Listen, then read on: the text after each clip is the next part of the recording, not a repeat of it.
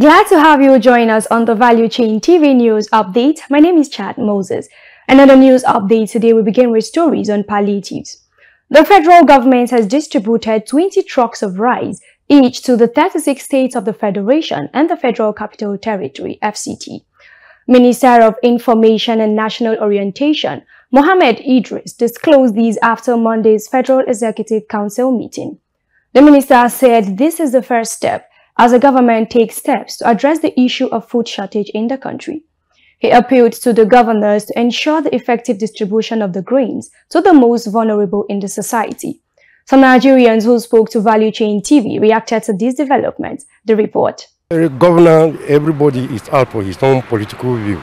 You know, governor have his own people that being in their own group of politics. But some governors, they are very open to individuals. So some governor may be able to do that thing to command the masses, but others, they can not move it around because they will have their own group of people to deal with. Because of that, some governors, they will just give it to the wrong hand people. People, they will be selling it out, it cannot go around.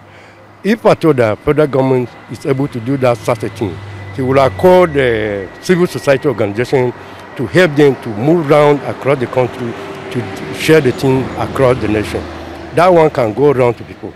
But based depending on governance, that thing cannot go around. I'm assuring the federal government that thing cannot go around. It's just federal government presidency to make sure that she will involve the civil society in that sort of thing. The other time they said they gave about bags of rice, and who saw it? Nobody.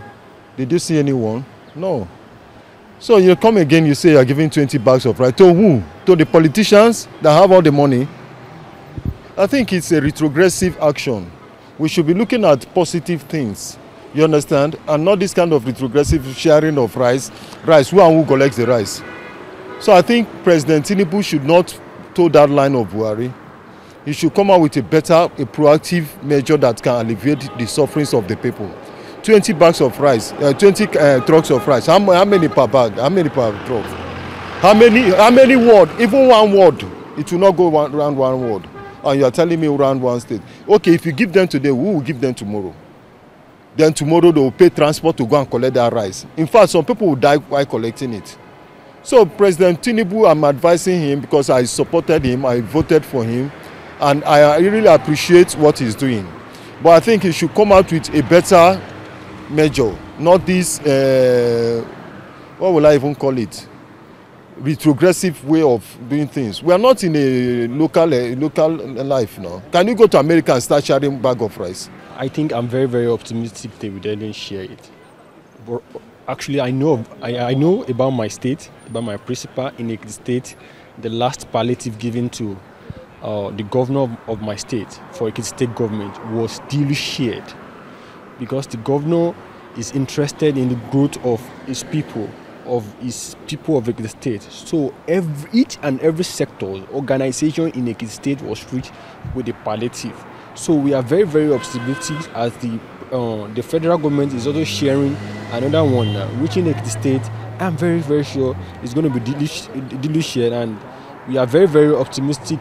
Other governors will definitely do that because it will definitely leverage on the people, on the masses. The need to stem illicit financial flows into the African continent will be one of the focal points of discussions at this year's Citizens Forum, scheduled to be held in Accra, Ghana.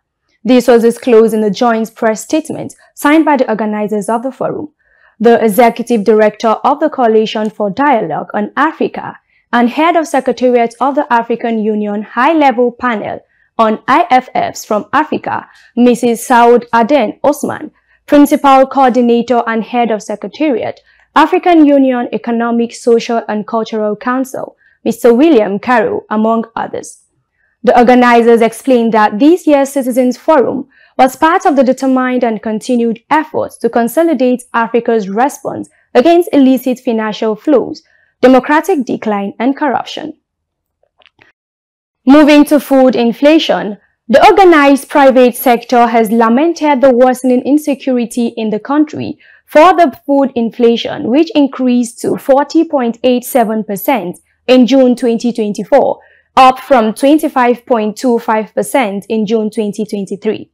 The national president of the Nigerian Association of Chamber of Commerce, Industry, Mines and Agriculture, Nasima Dele Oye, said the causes of Nigeria's food inflation hitting 40.87% in June were insecurity, supply chain disruptions, exchange rate volatility, climate change, and monetary policies.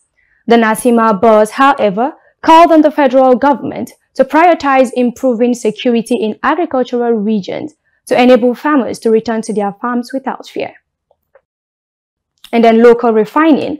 Following the mechanical completion of the old Port Harcourt refinery last December, a total of 1 million barrels of crude oil has been supplied to the plant by the Nigerian National Petroleum Company, NNPC Limited, as refining of petroleum products from the facility is set to commence in August. The Group Chief Executive Officer of NNPCL, Mele Kyari, said the Port Harcourt refinery will be followed by the Warri refinery months after, and Kaduna refinery latest by December this year. Kyari noted that based on emerging indicators in the energy and gas sector, Nigeria would be next exporter of petroleum by the end of the year.